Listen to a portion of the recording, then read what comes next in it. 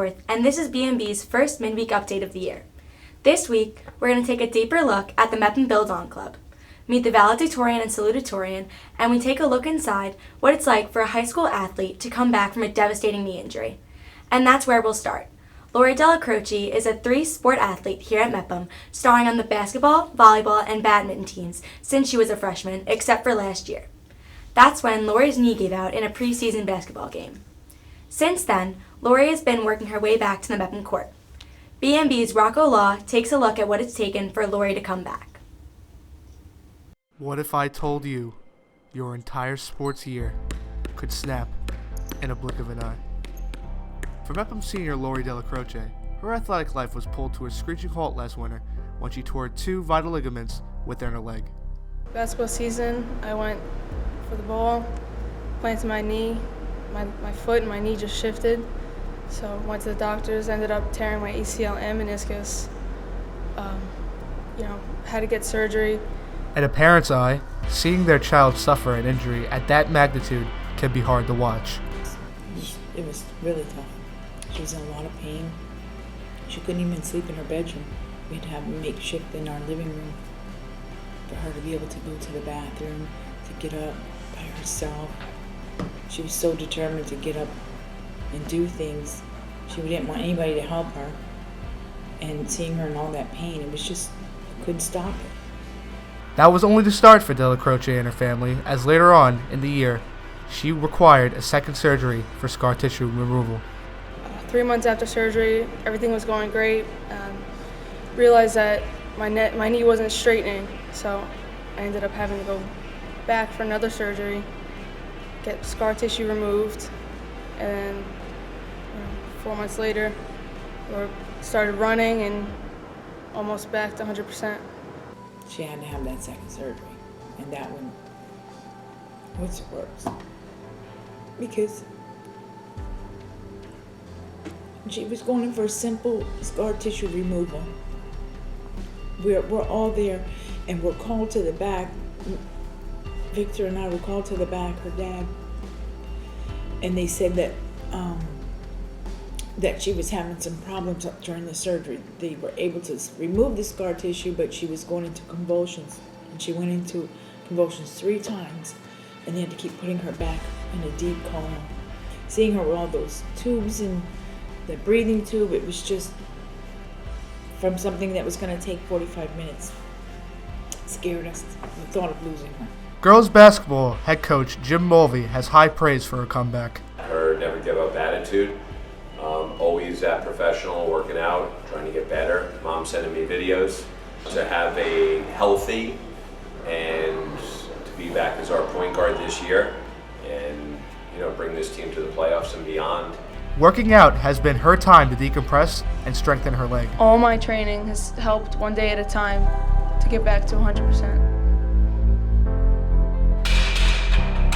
It was a tough situation going through both surgeries, but I took it one step at a time, and now I'm back at playing all the sports that I love.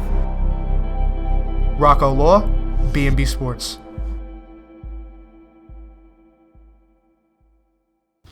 An amazing road to recovery. Rocco Law joins us in the studio right now. Rocco, that was a really compelling story. What made you want to share Lori's story with us? Well, Haley, besides just her being a group, definitely needing a topic to cover, but Lori's story was someone we all know that was in the group, someone that we all know, and her story was really unique, tearing her meniscus and ACL on the same day in a game.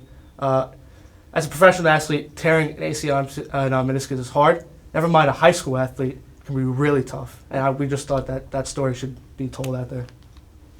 What's something that you learned about Lori and her journey that didn't make it into the final edit? Well, definitely was what I did not know was the second surgery. That was really tough. Her second surgery, she had to go in. Thought she was just going in for a simple scar tissue removal. Ended up being almost a 3-hour affair, and possibly almost losing her life in the process. And that was really tough to not only watch but hear, especially as as a person. Amazing work, Rocco, and good luck to Lori on the hardwood this year. Next, Casey Farr looks at two students that have gone the extra mile since before they even got to Mepham, looking at what it has taken for our valedictorian Alyssa Diaguardi and salutatorian Spencer Mattis to achieve these honors. When you look through the classrooms of Mepham High School, it is easy to identify the hardest working students. They often have their pencils ready and they are actively taking notes. Two of these dedicated students are the valedictorian Alyssa Diaguardi and salutatorian Spencer Mattis. These two special students allocate their time to study and master all of the content that they learn throughout their busy school schedules. Spencer is extremely dedicated to his studies. He's never quite satisfied with his own performance, so he's always striving to do his best and do better.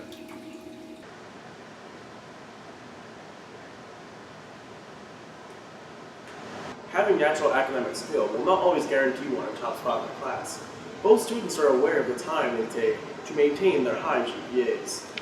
I keep super motivated throughout the year, and I think it's important to set individual goals that you can achieve, that are easy to get to, and also keep you motivated. The most important part of this has been the process and the dedication and time I've put into this, rather than the standing at the end. I'd say I value the process and effort I took to get to this point with the studying and practicing rather than the label I get at the end. It's sort of a reward for my work rather than the ultimate goal. Through hard work, dedication, and a lot of studying, Alyssa and Spencer were able to reach the top of their class, even with a rigorous course load. The reason why I took AP Chem or AP Bio was because I wanted to further expand into those subjects. And then I took AP Psychology because I'm in ASR and my project is kind of social science related and psychology based. So I kind of wanted to see if I could learn things that also could apply to my project and also just like for the greater world, like where my interests fall and my passions and stuff like that. I mainly took it because these are the courses I wanted to take. These are the classes that interested me, which happened to be the most difficult courses. It was partially I wanted to challenge myself as a student, but also these classes were the most interesting and the most fun, so I was willing to take on that challenge in order to discover the more interesting content. When facing each academic obstacle that stood in their way, both students persevered and went the extra mile. From B&B, I'm Casey Farr. Thanks, Casey, and congrats to Alyssa and Spencer. It's obvious that these honors have been something you've both been working towards for years. Lori, Spencer, and Alyssa aren't the only Mepham students who have gone the extra mile. Last summer, a couple Mepham students traveled all the way to Africa with the Mepham Build On Club to help build a school in Senegal. B&B's Jake Palladino has more. This past summer, students from Mepham's Build On Club partook in helping a wonderful cause.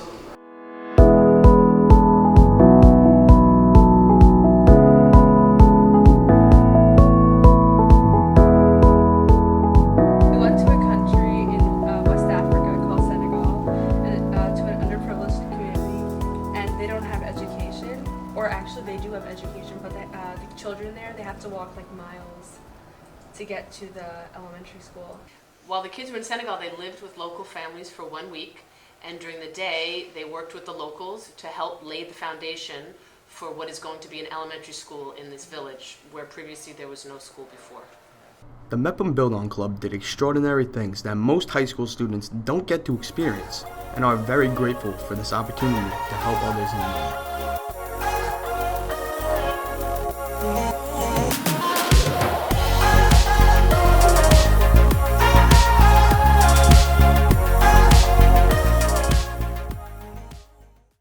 I feel like we went the extra mile because we did fundraisers throughout the entire school year last year. We also went to Africa and we worked hand in hand with the villagers to build the foundation for the school, which might be done like in the next month, or it could be already done. We're gonna get communication.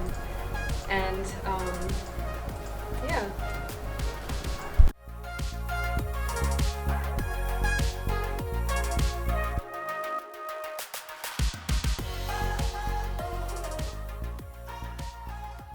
The kids were looking for a transformative experience where they could be of service to a community in need, where they could practice their French language skills they've acquired over the last few years, where they could have real first-hand experience and contact with a different culture than their own. They really wanted to go the extra mile for this one and help out. The students in Mepham Build On Club are truly extraordinary for thinking of these wonderful ideas. From B&B, I've been Jake Valedictorian.